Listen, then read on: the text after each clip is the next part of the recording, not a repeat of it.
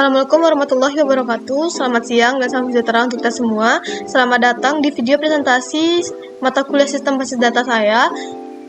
Tujuan pembuatan video ini adalah untuk memenuhi tugas 3 mata kuliah Sistem Basis Data di bawah bimbingan Bapak Aswanto Sanjaya selaku dosen pengampu. Baiklah, perkenalkan, nama saya Anissa dengan NIM 12350123166. Saya berasal dari kelas 4E, Program Studi Teknik Informatika, Fakultas Sains dan Teknologi, UIN Suskaryau.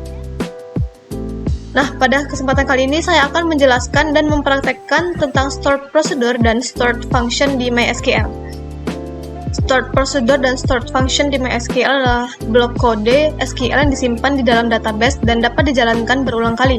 Stored procedure digunakan untuk menjalankan serangkaian perintah SQL secara otomatis, misalnya untuk menambahkan data atau melakukan update dalam satu kali eksekusi. Sementara itu, stored procedure itu mirip dengan prosedur tetapi selalu mengembalikan nilai dan biasanya digunakan untuk perhitungan atau pemrosesan data. Keduanya membantu untuk meningkatkan efisiensi, keamanan, modularitas, dan dalam pengelolaan di database. Selanjutnya saya akan menjelaskan mengenai penulisan di stored function dan stored procedure. Yang pertama, saya akan membahas mengenai bentuk umum di stored function. Di sini ada create function, sfname, kemudian dalam kurung function parameter. Create function itu digunakan untuk membuat fungsi baru di MySQL. Kemudian ada sfname yaitu nama function. Lalu ada function parameter yaitu parameter functionnya, misalnya xint jika fungsi itu menerima input. Kemudian di baris kedua ada return type, di mana itu untuk menentukan tipe data yang akan dikembalikan oleh function. Lalu ada karakteristik yang merupakan opsional. Karakteristik ini terdiri dari ada deterministik, yaitu hasil selalu sama untuk input yang sama. Kemudian ada non-deterministik, hasil bisa berbeda meskipun inputnya sama. Kemudian ada rich SQL data, NoSQL, dan lain-lain. Kemudian di baris keempat ada routine body, di mana ini isi dari fungsi biasanya dimulai dengan begin. Selanjutnya adalah bentuk umum dalam penulisan di stored procedure. Hampir mirip dengan stored function, tapi di sini create procedure itu merupakan untuk membuat prosedur tersimpan di MySQL. Kemudian juga ada sfname yaitu nama prosedurnya. Kemudian ada prosedur parameter, di mana parameter prosedur bisa memiliki in, out, ataupun input. Kemudian ada juga karakteristik yang merupakan juga opsional. Ini mirip seperti function, yaitu ada language SQL, deterministic, content SQL, dan lain-lain. Kemudian ada routine body, yaitu isi dari prosedur biasanya di dalam blok dan dimulai dengan begin dan juga diakhiri dengan end. Baiklah, setelah mengetahui mengenai stored function dan stored procedure, selanjutnya saya akan mempraktekkan dengan menggunakan database MySQL, di mana langkah pertamanya yaitu kita harus mengaktifkan Apache dan MySQL pada XMPP atau SAM Control Panel.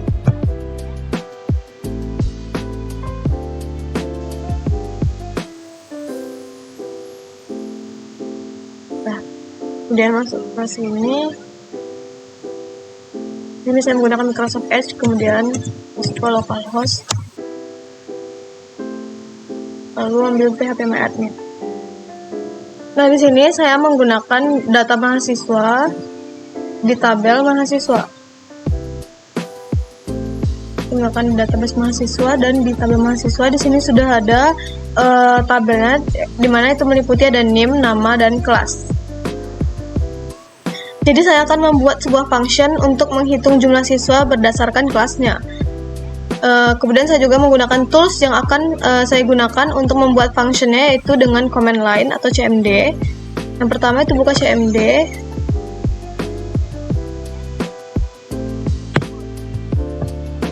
Buka CMD, kemudian masuk ke MySQL.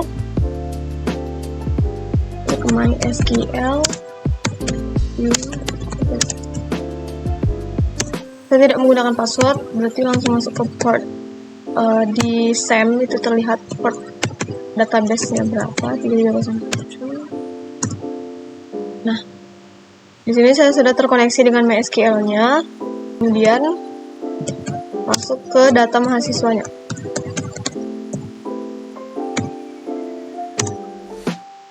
Sudah, setelah masuk ke data mahasiswanya, di sini saya akan menggunakan perintah select all from mahasiswa, di mana saya menggunakan perintah ini untuk melihat apa saja isi dari tabel mahasiswa.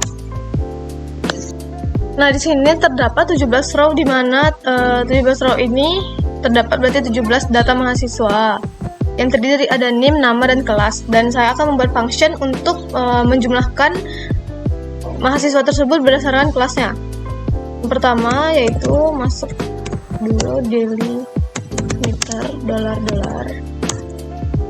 kemudian create or replace function SF jumlah mahasiswa, kemudian parameternya kelas in, create or replace function SF jumlah mahasiswa plus in, kemudian returns in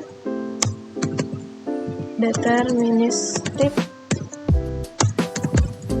begin declare jumlah in,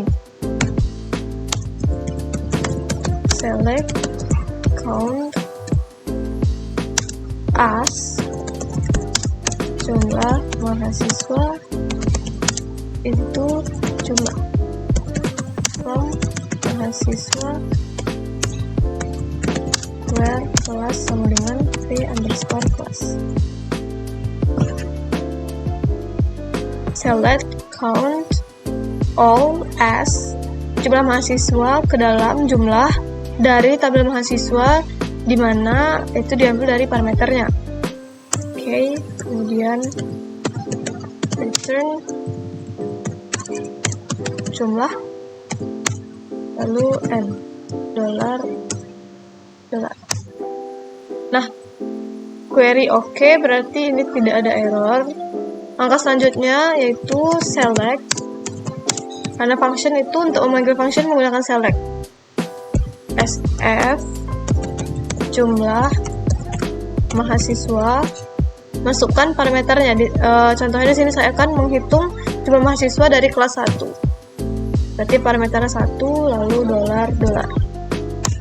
Nah, di sini terdapat jumlah mahasiswanya itu ada 8. Selanjutnya saya akan membuat prosedur data mahasiswa juga. Caranya hampir mirip. Beda di sini create or replace. Tadi menggunakan function, sekarang kita menggunakan prosedur.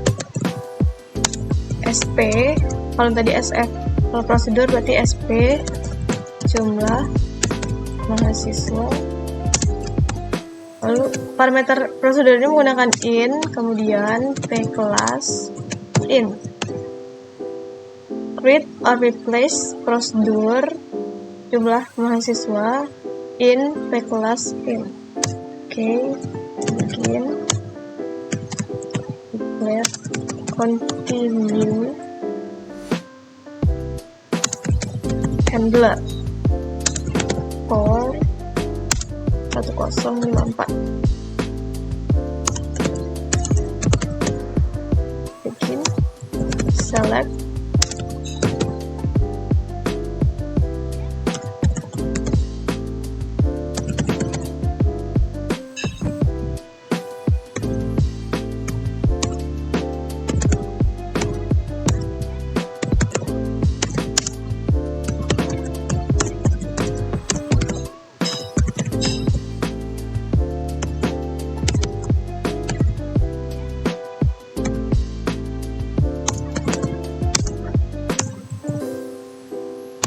Nah, di sini juga query oke.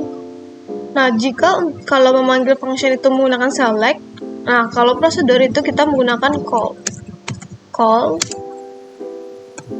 sp jumlah mahasiswa. Di sini saya akan menjumlahkan mahasiswa dengan di kelas 2 $. Nah, maka jumlah mahasiswa di kelas 2, parameter 2 berarti ada 6. Selain itu juga kita bisa memanggil kelas yang lain, berarti kelas 1 berarti ada 8, dan juga kelas 3 ada 3 orang. Selanjutnya yaitu kita bisa lihat di database phpMyAdmin. Nah, di sini di refresh, maka di data mahasiswa itu terdapat function dan prosedur. Sini ada function ini dan ada prosedur.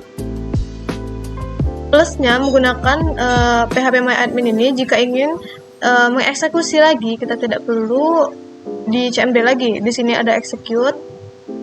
Nah, untuk menghitung data mahasiswa itu di function, berarti di sini value misalnya di kelas 1. Maka hasilnya akan keluar.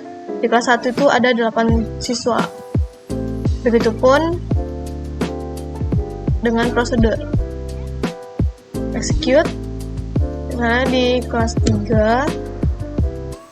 Nah, maka di sini kelas 3 itu ada 3 orang. Itu pun mengexecute sekali lagi di prosedur, misalnya kelas 2.